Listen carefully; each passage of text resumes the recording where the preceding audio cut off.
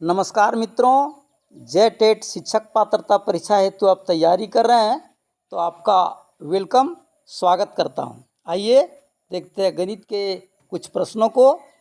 प्रश्न इजी है। अभी प्रश्न के कठिनाई स्तर को बढ़ाते जाएंगे।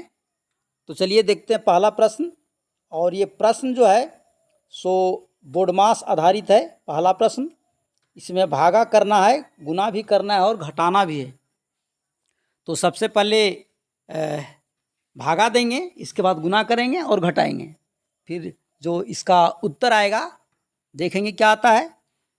तो ये पहले का करी पीछे भाग, तब गुना तब जोड़ घटाव। तो 36 को 3 से भागा देंगे तो 12 आएगा। 12 को 2 से गुना करेंगे और 4 घटा लेंगे। इस तरह से 24 में 4 घटाएंगे तो ये 20 हो जाएगा और उत्तर ब होगा। आगे दूसरा प्रश्न, ये ब्रैकेट का काम करना है। तो इन ब्रैकेट वाला का काम कर लेते हैं पहले। तो 30 में 10 का चला गया, 20 को भागा ये 10। तो इसका जो 20 को भागा देंगे 10 से, ये 2 उत्तर आया। आगे प्रश्न तीसरा कह रहा है 200 का 25% कितना होगा। तो 200 का 25% देखिए कितना होगा, ये 50 होगा। तो आगे बढ़ते हैं और देखते हैं चौथा प्रश्न। चौथा प्रश्न कह रहा है कि 18 और 24 का HCF क्या होगा, महत्तम समावर्तक क्या होगा। तो वह बड़ी से बड़ी संख्या कौन है जो 18 और 24 को काट दे, पूरा पूरा भाग लग जाए। तो उसमें देखना है इन चारों ऑप्शन में से कि वह बड़ी संख्या क्या है जो 18 और 24 को काट दे। बड़ी होना चाहिए। तो बड़ी में से सबसे बड़ी 12 यहाँ है। ऑप्शन में देख लेते हैं कि 12 काटता है। 12 तो 24 को काटता है लेकिन 18 को नहीं काटता है, तो इसका नहीं होगा। 6 से देखते हैं। 6 जो है सो 18 को भी पूरा पूरा भाग लगा देता है और 24 को भी लगा देता है। तो इसका जो HCF हो जाएगा, महत्तम समापवर्त्य, सो हो जाएगा 6। आगे देखते हैं प्रश्न।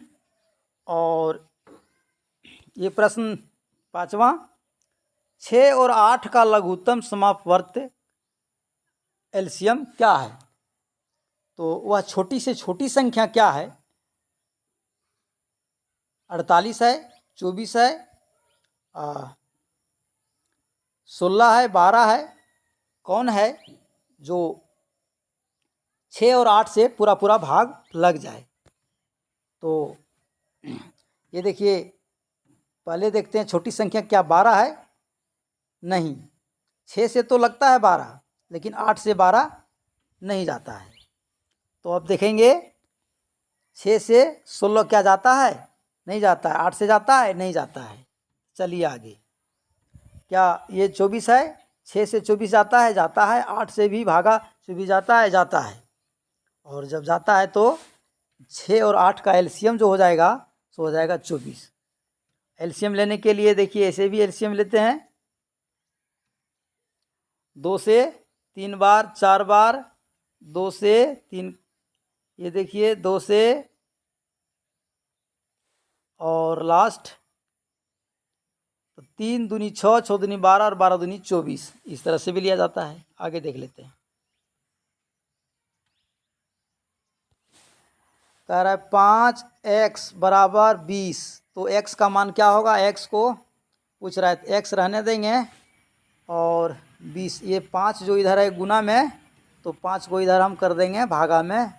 साइड चेंज किया करेंगे तो ये भागा गुना में इधर इधर आकर के हो जाता है, और इस तरह से इसका जो रिजल्ट हो जाएगा सो 4 हो जाएगा। आगे बढ़ते हैं और देखते हैं। एक आ रहा है 144 का वर्गमूल क्या है। तो वर्गमूल 20 तक वर्ग जानना चाहिए, तो ये इसका राइट आंसर 12 होगा।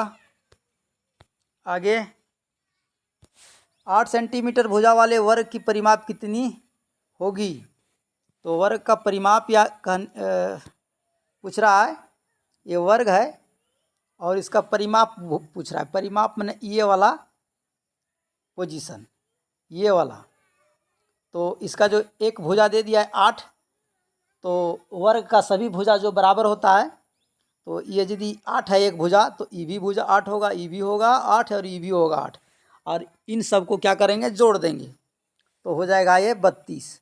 ऐसे फार्मूला भी इनका है कि भुजा गुने 4, तो उस तरह से भी हो जाएगा। तो इसका राइट आंसर हो जाएगा स। आगे देखते हैं और देखते हैं 9वां प्रश्न। 9वां प्रश्न कह रहा है कि 10 सेंटीमीटर लंबाई और 5 सेंटीमीटर चौड़ाई वाले आयत का क्षेत्रफल क्या होगा। इसमें क्षेत्रफल पूछ रहा है और आयत का पूछ रहा है। तो ये आयत है और लंबाई जो है सो 10 है और चौड़ाई जो है सो 5 है। तो क्षेत्रफल पूछ रहा है, नहीं इसको पूछ रहा है, ये बीच वाला का मापी क्या है। तो इसका जो क्षेत्रफल होता है हो जाता है लंबाई गुने चौड़ाई। लंबाई गुने चौड़ाई हो जाता है आयत का क्षेत्रफल। तो लंबाई है 10 और चौड़ाई है 5, तो ये हो जाएगा 50। आगे बढ़िए और देखिए 10वां प्रश्न। 10वां प्रश्न का रहा है कि पाई का लगभग मान कितना होगा। तो पाई का हम लोग जानते हैं कि 22/7 होता है। तो ये 22 को 7 से भागा देते हैं और भागा दे करके देखते हैं कि इसका वैल्यू कितना आएगा। तो 7 तिया 21 हो गया, एक उतरा, घटा दिए एक उतरा, और यहाँ भागा नहीं, ये देखिए पॉइंट दिए यहाँ 10 और 7 एका 7, और इसमें घटाए तो 3 हुआ। आगे बढ़ेंगे तो ये 30 हो गया, 7 चौक 28। ये देखिए 3.14 इसका जो आंसर हो गया ऑप्शन ब। आगे बढ़ते हैं और देखते हैं अगला प्रश्न 11 प्रश्न कह रहा है कि 7 का वर्ग क्या होगा। तो 7 का वर्ग कह रहा है, यानी 7 का घात 2 कह रहा है। तो 7 को 2 बार लिखने के लिए कह रहा है।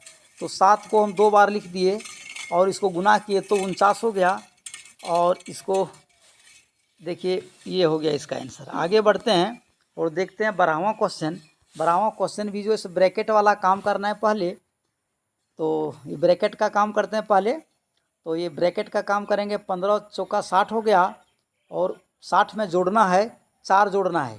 ब्रैकेट का काम यहाँ भी करेंगे पहले। तो 20 को 5 से भागा देंगे तो 4 आ गया, और इस तरह से लास्ट में हम जोड़ेंगे तो ये इसका जो हो जाएगा सो हो जाएगा 64 आंसर, जोड़ दिए। तो आगे बढ़ते हैं और देखते हैं नेक्स्ट प्रश्न 13वां कह रहा है कि 3 का घन क्या होगा। तो घन होता है किसी भी संख्या के ऊपर 3 घात होता है। तो 3 का घात पूछ रहा है क्या होगा। तो 3 को 3 बार गुना करना है। 3 को 3 बार गुना करना है और बताना है कि कितना होगा।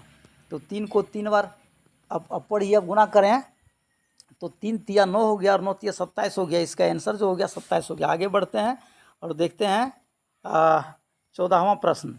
14वां प्रश्न कह रहा है औसत का है, कह रहा है 10, 20 और 30 का औसत क्या होगा। तो सभी को हम जोड़ देते हैं और 3 से हम भाग दे देते हैं। 3 संख्या है, 10 है, 20 है और 30 है। तो सभी को जोड़ दिए तो 30 और 20 50 हो गया, 50 और 10 60 हो गया। इस 60 में जो है सो 3 संख्या है, एक संख्या, 2 संख्या, 3 संख्या। 3 संख्या से हम भागा देते हैं और भागा देंगे तो औसत आ गया 20। ये हो गया आंसर।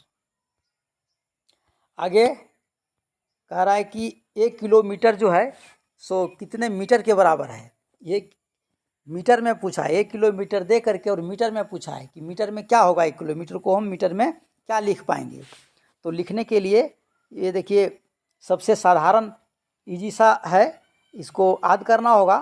पहले देखिए मीटर जो है सो आप बीच में रखें, इसके बाद डेकामीटर उसके ऊपर, हेक्टोमीटर उसके ऊपर और किलोमीटर जो है सो सबसे ऊपर रखें। फिर नीचे में लिख दें डेसीमीटर, इसके नीचे लिखें सेंटीमीटर और सबसे नीचे लिखें मिलीमीटर। अब हमको कह रहा है कि मीटर को जो है सो किलोमीटर को मीटर में कन्वर्ट करना है, यहाँ पर लाना है, मीटर में लाना है।